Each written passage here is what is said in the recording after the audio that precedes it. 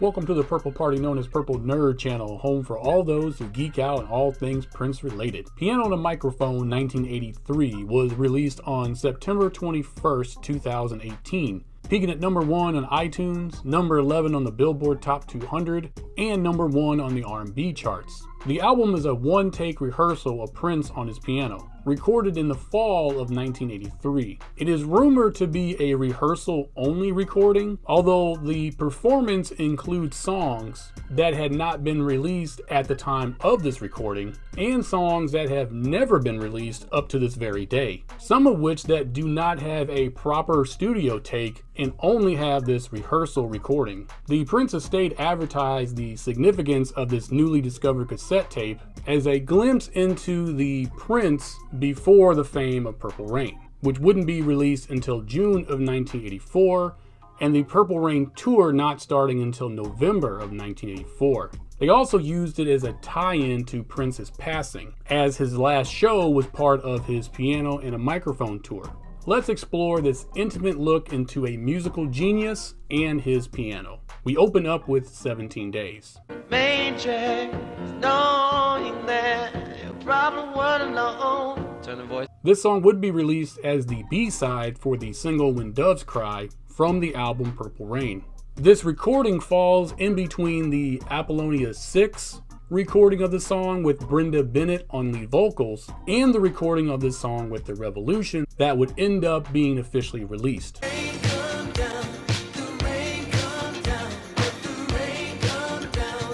So this could be a reworking of this song for that particular version.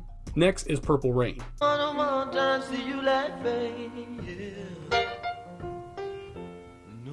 This little, I'm gonna call it snippet because it's a very short performance of Purple Rain, is probably the most confusing, as the live performance of Purple Rain that was used as the basic tracking for the version of Purple Rain that we would get on the album had already been recorded prior to this rehearsal take.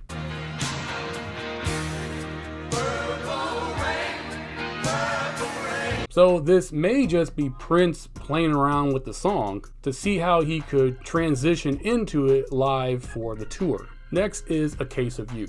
In my body like a holy wine, so bitter. This is a cover of Joni Mitchell's song of the same name, released on her 1971 album Blue. I could drink a case of you. Prince would do a full cover of her song on his Piano and a Microphone themed album One Night Alone, released in May of 2002. I could drink a case of you. And who knows, maybe Purple Rain put him in the mood for this song and just simply transitioned into it. Next is Mary Don't You Weep. Baby, don't you weep.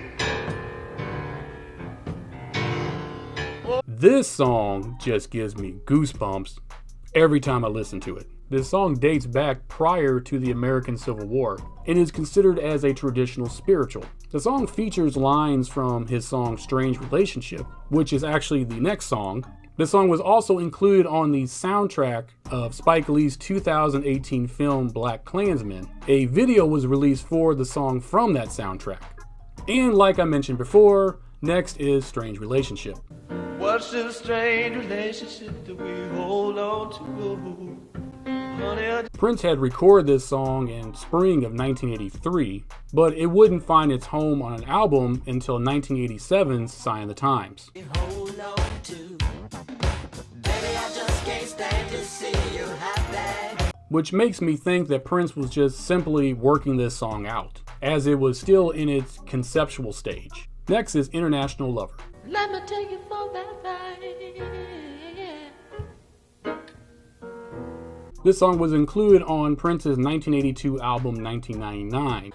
Been a long time since you've been so. Being that this was a previously released song at the time of this recording, makes me think that Prince was simply practicing a piano-only version of this song, probably for the upcoming Purple Rain tour. Next is Wednesday. Needed someone to talk to. This song was originally recorded for the Purple Rain album and was supposed to be performed in the film Purple Rain by Jill Jones. Coats and clothes and yours from 12 o'clock till 2. Prince's studio take and Jill Jones's lead version of the song, neither one of these have ever been released. And maybe during this rehearsal, Prince was still trying to consider whether or not he wanted to keep this song on the album. Next is Cold Coffee and Cocaine. Cold coffee and cocaine. To pick things up a bit, Prince jumps into his Jamie Starr alter ego and drops a song where he complains about his lady's lack of food in the house, as every time he comes over all she has is cold coffee and lots of cocaine. This is very similar to the humor in the song Chlorine Bacon Skin, another song that he performs in his Jamie Starr voice, which makes me wonder how many tracks are in his vault where he is using his Jamie Starr voice as the lead. And if there are a lot of them, I would certainly appreciate a Jamie Starr album release. Just think about how awesome that would be. We close out with Why the Butterflies. Mama, what's this strange?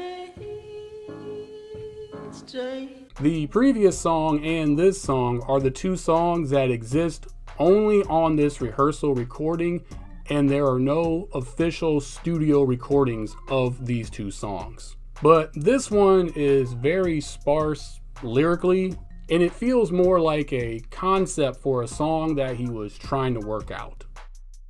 When it comes to this album as a whole, Prince's vocal performance is flawless and gritty all at the same time, and his talent as a piano player really shines. But as interesting as this recording is, I don't understand why it was released on its own. It seems like it would have been better packaged with another album in some type of like super deluxe edition. And if the estate really wanted to tie this into his final piano and a microphone tour, then why didn't they just release his last performance? As it was professionally recorded, but maybe they're waiting for the 10-year anniversary of his passing to finally release that. Thank you for joining me on this episode. Please like and share this video, and if you wouldn't mind, please subscribe to the channel. It really does help the channel grow. In the description down below, you will find out all the places I am on social media. And until that next episode, I wish you heaven.